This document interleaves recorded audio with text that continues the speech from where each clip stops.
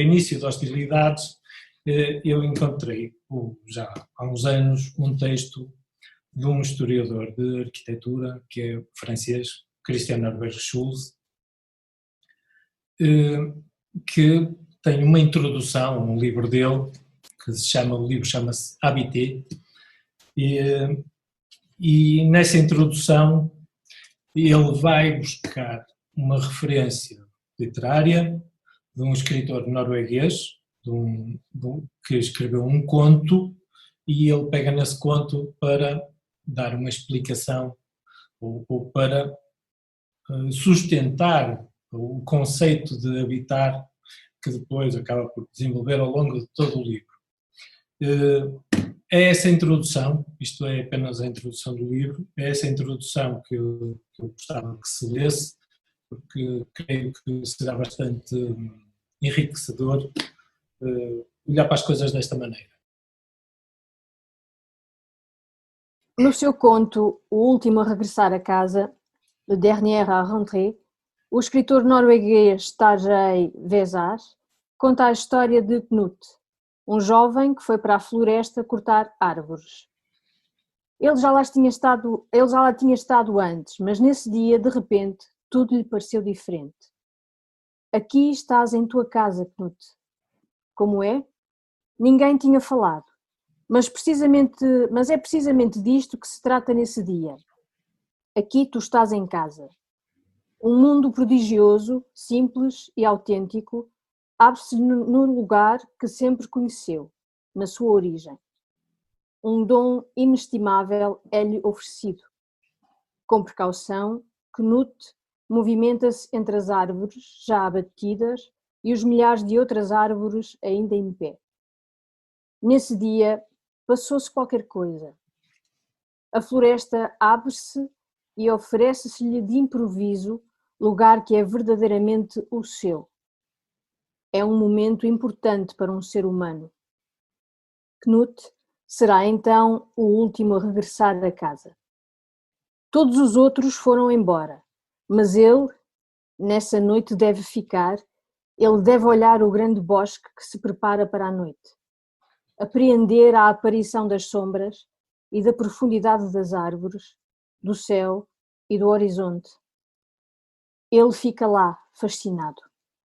Ainda não sabe o que lhe está a acontecer, mas sente que deve ficar na floresta, provavelmente para toda a vida. Isto se pretende que a sua vida seja verdadeira e justa, correta, com significado. Knut fica então não somente para melhor compreender a floresta, mas para se encontrar a ele próprio. A noite tinha-se transformado numa iniciação, na consagração de toda uma vida no meio das árvores e das pessoas silenciosas. Não havia, no entanto, nada que distinguisse esta noite em particular da noite anterior ou de todas que já passaram. Foi assim na véspera, na antevéspera e no ano passado. Era assim na floresta quando o pai era jovem. Seja o que for, para Knut, há agora qualquer coisa de novo. A noite aparece-lhe tal qual ela é. O seu sentido escondido revela-se-lhe a ele e surge um profundo reconhecimento. Ele também veio das colinas, dos vales. Ele também saiu das águas calmas.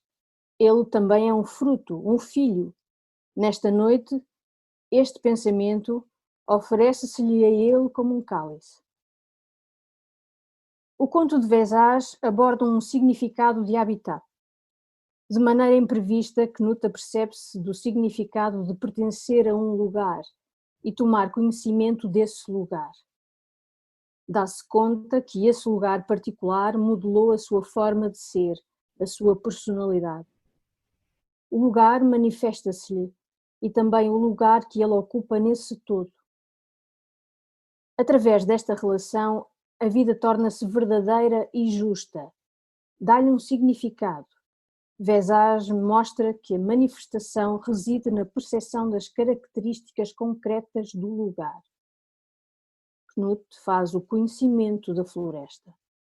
Ele compreende o que significa movimentar-se no meio das árvores. Ele sente o barulho das colinas. Ele apreende a aparição das sombras.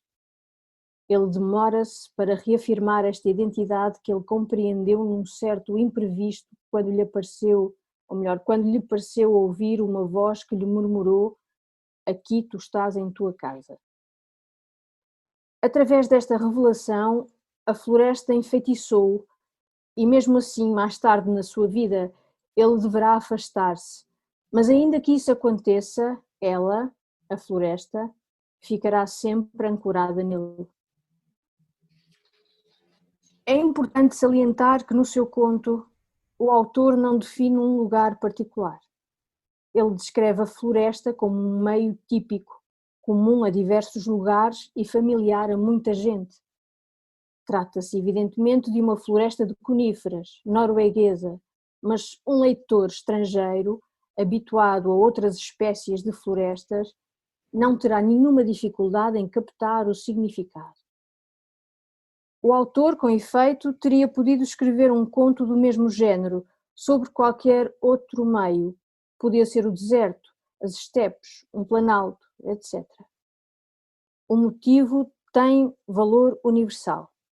E Vézage só exprimiu sobre uma forma poética o que cada um de nós subentende quando, para explicar quem é, diz: eu sou parisiense, ou eu sou bretão. Identificando-nos desta maneira, nós ligamos-nos, criamos uma relação com o lugar, como ponto fundamental de referência. O lugar individual, específico, indica o conteúdo de uma identidade particular enquanto relação entre o homem e o meio em geral.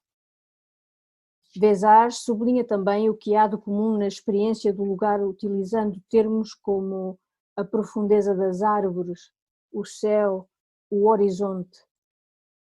Todos os lugares são delimitados pela terra na qual nós nos movemos, pelo céu sobre nós e pela linha do horizonte. Mas o solo está sujeito a mudanças. Sob os pés de Knut crescem o musgo e urze, enquanto em outros lugares caminha-se sob a areia ou pedras. O céu também confere mudanças neste ambiente. No sul, a abóboda do céu é vasta e sente-se o calor ardente do sol. No norte, ao contrário, é estriado de nuvens e nevoeiro, e parecem filtrar as luzes e as sombras. O horizonte varia consoante o solo, é liso ou acidentado, árido ou fértil. Apercebemos-nos destas mudanças de meio em relação ao dia, à noite e às estações. Mas o autor diz que a experiência que sai daqui nunca é feita de impressões variáveis.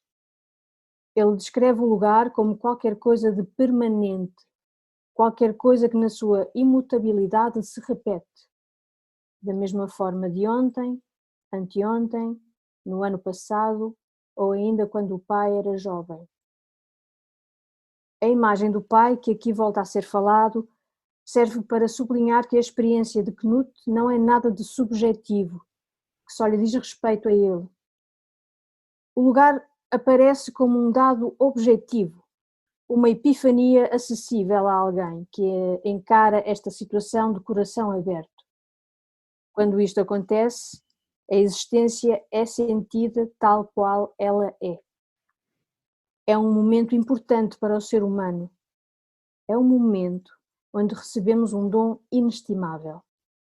O dom não consiste somente em estabelecer uma relação pessoal com o lugar, mas também o facto de que este lugar seja apercebido ou sentido como qualquer coisa que temos em comum com os outros. Vézage conta a história de uma vida no meio das árvores e das pessoas silenciosas. O lugar é então considerado como o elemento que reúne um determinado número de pessoas, que confere uma identidade familiar e que fixa as bases para um mosteiro ou uma comunidade.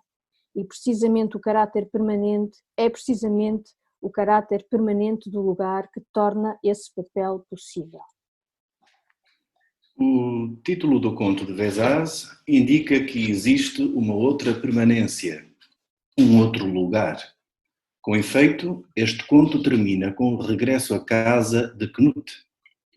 Ainda que na floresta ele esteja já em casa, ele tem também necessidade de uma outra casa, de acordo com o sentido mais usual do termo, uma casa para viver. O autor não descreve a casa de Knut, mas, um pouco mais à frente, ele explica o que significa para o homem uma casa. O coração fiel não gosta nada de errar, de ir de um lado para o outro, sem se sentir bem em parte nenhuma. O coração aspira a um lugar preciso, ao qual possa regressar. Ele aspira às suas quatro paredes. Lá onde moram os vivos, anéis e cintos invisíveis que envolvem, atraem, envolvem e que abrem portas de par em par, grandes portas. Aquele que construiu este centro permanente e está na origem destas radiações, é permitido estranhamente ficar no exterior ou deixar-se apreender, penetrando a cada vez como se tivesse recebido um novo dom. O autor utiliza de novo o termo dom, bem como a percepção do mundo exterior. A casa também é, consequentemente, um dom que reside na irradiação provocada por aquele que a construiu. Vezaz ilustra a irradiação nestes termos. Aqui, o coração do homem fica em paz, resplandece e o espírito compõe. E mais à frente ele diz: a minha casa levanta-se, ergue-se e canta. O coração humano que floresce e o espírito que compõe a melodia produz uma casa cantante, uma casa que emite raios e na qual se entra para se receber o canto como um dom. A casa não é, como a floresta, um lugar dado. É obra do homem e da sua mensagem. Consequentemente, é de outra espécie, de outra origem, um outro tipo. O autor deixa entender que existe uma relação de reciprocidade entre a casa e o meio ambiente. Com efeito, ele escreve que a casa se ergue, sólida, sobre o solo e interage com os ventos celestes. Ou seja, a casa estabelece uma relação tanto com o céu como com a terra. Na grande encosta solitária do norte, lá onde a natureza se estende numa harmonia perfeita, ergue-se a casa feita pelo homem, uma casa que participa numa competição de bases desiguais e onde pode vencer e triunfar, mas também perder de modo irremediável. Certamente o autor não pretende dizer que a vitória da casa consiste no domínio sobre a natureza. As casas devem, antes de tudo, erguer-se sólidas sobre o solo, tendo à sua volta as sombras que se unem amigavelmente. Quando Knut regressa à casa, ele não aborda um mundo completamente diferente do mundo exterior que ele apreendeu, tão rico de significados, mas um interior que se harmoniza com o exterior. A profundidade verde é o lugar onde eu tenho a minha casa, o meu ponto fixo. E não é necessário que ele seja verdejante, ele pode até situar-se numa cidade. Era mais natural que o escritor norueguês descrevesse, antes de mais, todos os lugares envoltos pela natureza, as casas campestres, mas na sequência de outras considerações, apercebemos-nos que a experiência também diz respeito às relações que ligam os homens à cidade. Ele deixa entender que a casa tem um significado social. Tanto o homem como a mulher querem ter alguma coisa onde eles possam ser dois e também sozinhos. À vez, assim como é em todo o lugar da terra. Isto quer dizer que cada um aspira a um lugar partilhado com os outros e que as casas construídas pelo homem são semelhantes. A tua casa e a minha são justas se elas se olham amigavelmente. Quando há uma relação de empatia entre as várias casas. Quando elas são assim, passa entre elas uma corrente de simpatia. Vezage descreve de maneira eficaz o que significa habitar no verdadeiro sentido do termo. Nos nossos dias, em geral, por habitar, entende-se ter um teto, um certo número de metros quadrados à sua disposição. Para ele habitar significa também ligar-se a um dado lugar, que pode ser um bosque verdejante ou a rua de uma povoação, que possa ter uma casa onde o coração se possa espairecer e o espírito solidificar-se. Entre estes dois polos, o termo casa exprime uma relação de dependência recíproca. Nessa penetração carregamos dentro de nós um mundo externo que constitui o tecido da nossa identidade e que define o como do nosso florescimento, desabrochar. É através da casa que se exprime esta relação. A casa veste-se e canta. A casa canta como o que mora nela conseguiu familiarizar-se com o seu meio ambiente. A casa irradia com aquilo que ele tira do facto de estar lá. Certas casas são silenciosas, outras gritam. Algumas cantam de tal maneira que todos compreendem a sua melodia.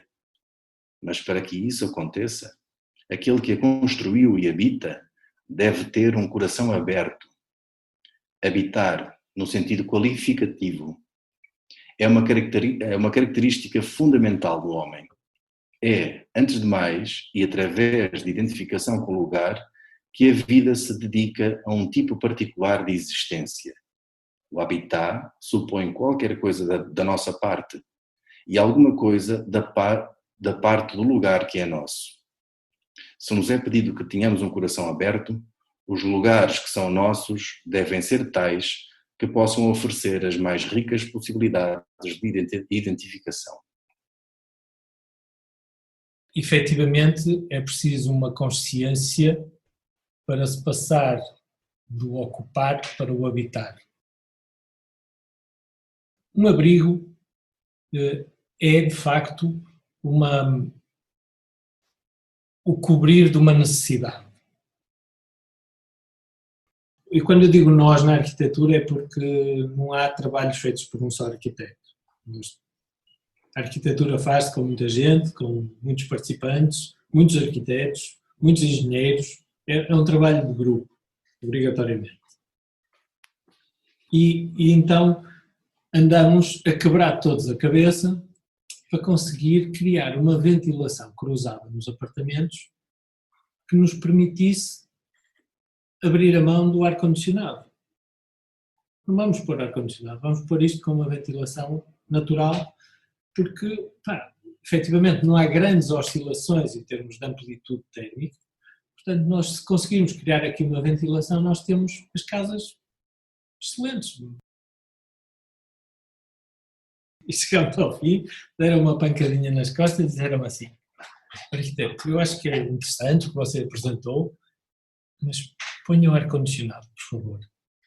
Porque aqui o ar-condicionado é uma questão de status. Perante isto, o que é que o arquiteto faz? Nada.